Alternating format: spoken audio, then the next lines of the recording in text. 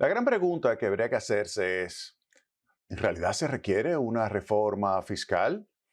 Pues lo primero que habría que analizar es la situación de las finanzas públicas. Y para eso, pues vamos a ir presentando algunos datos y vamos a analizarlo objetivamente, de una forma rigurosa. Comenzamos acá señalando lo siguiente. Tenemos un déficit de 3% de Producto Interno Bruto. Ese es un déficit que ha sido como el promedio de los últimos 20 años. Tenemos una presión tributaria de alrededor del 14%, en algún momento 14.2, 14.3, 14.5, pero el promedio podemos decir que es 14%. Eso es nivel de recaudaciones sobre el Producto Interno Bruto. Eso es lo que me da la presión tributaria, 14%. Si tengo un déficit de 3, eso significa que tengo un gasto obviamente superior a la presión tributaria y esto hace que yo me tenga que estar endeudando continuamente.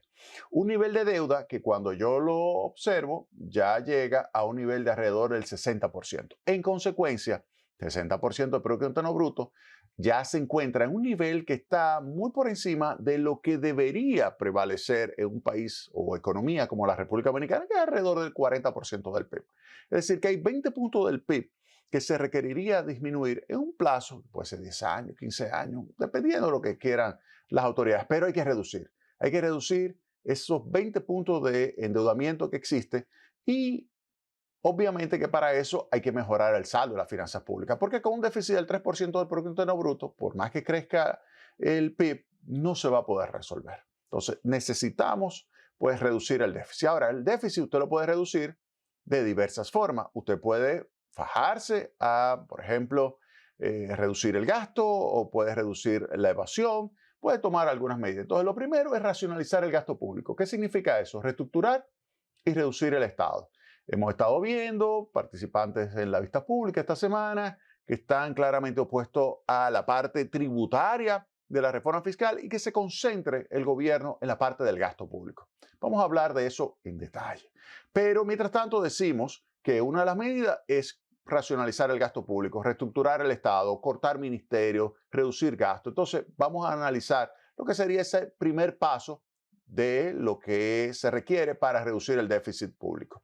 Luego está también que el gobierno dice, bueno, yo quiero una reforma porque yo necesito mejorar el gasto social. Hay segmentos que claramente todavía hay una deuda social importante y que requieren pues que el Estado mejore su disponibilidad de servicios, su calidad de servicios, por ejemplo, en servicios de salud, atención primaria.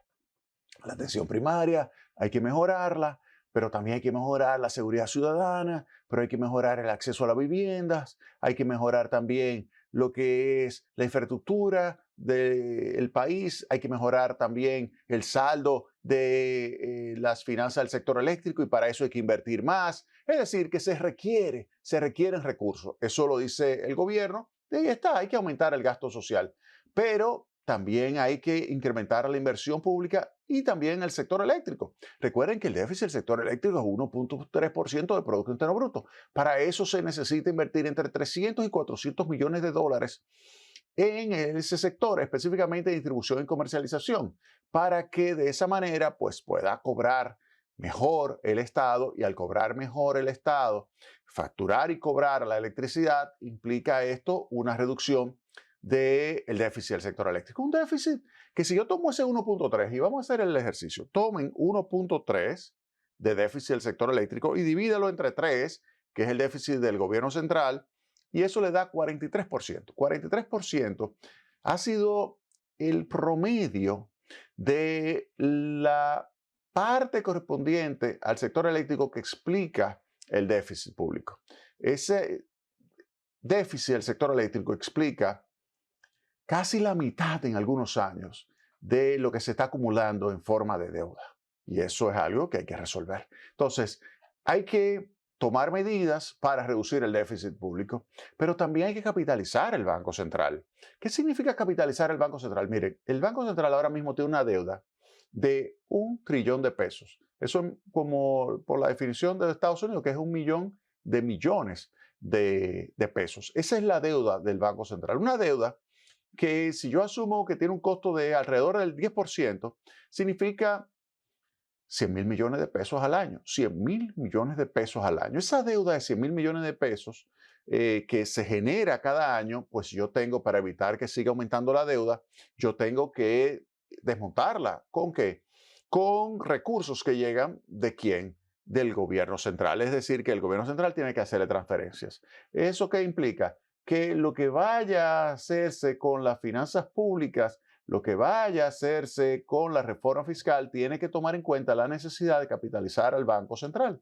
Eso es algo importantísimo. Por último, está el tema que ya le señalé, que hay que reducir la deuda del sector público consolidado. Hay que reducir la deuda del sector público consolidado. Eso significa la deuda del gobierno central y la deuda del Banco Central, que sumada a las dos es lo que me da 60% de Producto Interno Bruto. Esos serían los elementos que yo pudiera decir que justifican la reforma. Vuelvo y señalo, la reforma fiscal incluye un lado del gasto, recorte del gasto, y un lado tributario. Que usted prefiera concentrarse más en el lado del gasto es algo que podemos analizar. Si es posible hacer todo el ajuste vía gasto. Ahora también habría que analizar, si no es posible, qué medidas se pudieran tomar por el lado tributario que permitan mejorar el saldo de las finanzas públicas sin que esto provoque un deterioro excesivo de las condiciones de vida de la población, porque eso también habría que ponerlo sobre la mesa a la hora de discutir. Entonces, la mejora del saldo de las finanzas públicas no significa que sea imprescindible ampliar la base o aumentar la tasa. ¿Por qué? Porque la evasión impositiva me permitiría a mí, si yo la reduzco, mejorar en alrededor del 4% del Producto Interno Bruto las recaudaciones. Tú me dirás, ¿cómo? Sí. Porque si yo tomo en promedio, el nivel de evasión de personas físicas, nivel de evasión de personas jurídicas y tomo en consideración también el nivel de evasión del impuesto a la transferencia de bienes industrializados y servicios, me doy cuenta, sumado a esos tres elementos, que hay una evasión de alrededor del 50%. Es decir, que si yo pudiera estar recaudando 100, lo que estoy recaudando es 50. Entonces, es una evasión importante. Tengo una evasión importante. Entonces, si yo tomo, por ejemplo, el nivel de eficiencia de otros países y yo ese nivel de eficiencia de otros países lo traigo a la administración pública y específicamente a la administración que tiene en sus manos la Dirección General de Impuestos Internos, pues se pudiera recaudar 4 puntos del PIB. Eso es lo que quiere decir cuando yo señalo aquí que hay que reducir la evasión impositiva y hay alrededor de 4% del Producto Interno Bruto. Eso es que hay 4 puntos del PIB que se pudieran recaudar. Usted me dirá, pero ¿de cuánto es que estamos hablando de reforma fiscal? La reforma que plantea el gobierno es para obtener 1.5, es decir, es la mitad del déficit de nuevos ingresos. Eso no significa que yo voy a reducir todo el déficit, porque yo voy a tener que, de acuerdo a lo que plantea el gobierno, que incrementar el gasto social, que mejorar la inversión pública, que invertir más en el sector eléctrico, y si eso ocurre, pues entonces no se va a reducir en el aumento total de los ingresos, no se va a reducir en esa misma magnitud el déficit del sector público. Es decir, que si yo aumento la recaudación en 1.5, pero aumento el gasto en 1, lo que se me va a reducir es medio punto porcentual. Ahora, como el gobierno está implementando la ley de responsabilidad fiscal, que significa ponerle un techo al crecimiento del nivel de gasto primario, recuerden, el gasto primario es el gasto público total menos los intereses, que eso, usted ahí puede tener 3.5 del PIB, 3.5, 3.7, dependiendo para el año que viene, de pago de intereses.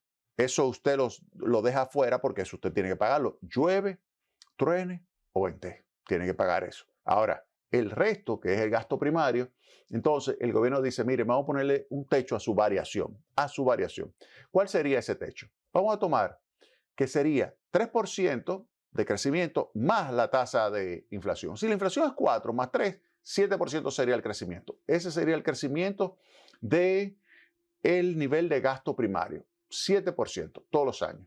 Si las recaudaciones crecen, por ejemplo, para mantener el ritmo del PIB, es decir, sin reforma, solamente que mantenga el ritmo del PIB, y crece el PIB, por ejemplo, 5% en términos reales, y la inflación o el deflactor del Producto Interno Bruto, que sería, digamos, lo más parecido a la inflación medida por el IPC, aunque no son iguales, porque una solamente tiene los bienes que se colocan acá más los bienes que se exportan, ese es el Producto Interno Bruto, mientras que el IPC incluye los bienes que se colocan acá producidos internamente, pero también los bienes que se importan. Entonces, aunque no se mueven totalmente igual, pues puede ser parecido. Entonces podemos decir que también es un 4% la variación del deflactor del PIB. Si es así, si tengo 4 más 5, el crecimiento de las recaudaciones sería 9%. Si el gasto primario solo crece 7, eso significa que yo estaría pues logrando reducir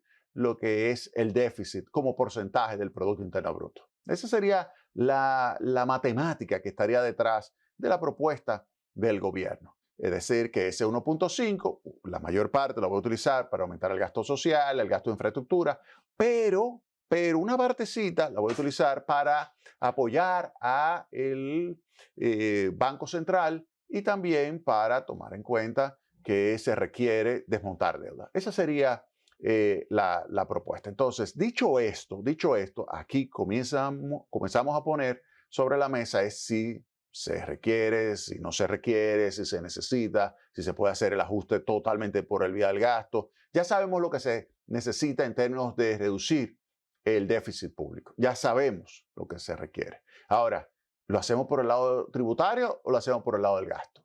Vamos a ver qué dice la gente en la vista pública. ¿Qué dice el pueblo dominicano que se presenta allá?